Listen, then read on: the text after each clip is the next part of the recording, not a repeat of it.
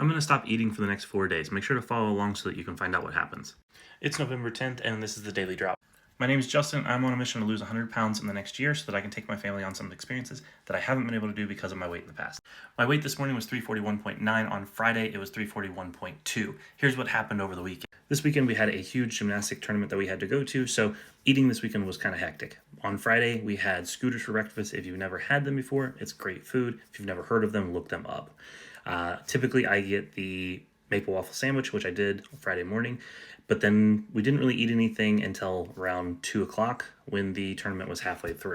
There really wasn't much else to eat there, so I ended up just getting a $3 hot dog and leaving it at that. We did come home and eat dinner once we got back in town. We went to a steakhouse and I had steak Alfredo, which wasn't a great choice, but by that point I was really hungry and I had more than enough calories to go. On Sunday, we had to get up early again because the tournament's about 2 hours away, so we didn't get scooters that morning, but we did go to Starbucks, and I'm not a fan of Starbucks, but they did have their peppermint mocha, which is my one-time thing that I like to get from them. So we did go to the tournament after that, and we didn't eat until about 2 again. This time we stopped at a place called the Firefly Grill, and overall the food was good. We only had 2 burgers. So me and my son had a burger, my wife had tacos, and my daughter had mac and cheese.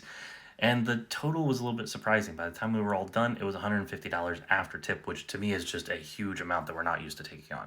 Once we got back in town, we really didn't eat the rest of the night, so that pretty much chalked it up for the day for me. But today's the first day of the no food challenge. We're going 96 hours without eating. I've done this before back in September, and it really helps me just kind of gain control of that mindset of like, food doesn't control me, I can control what I eat.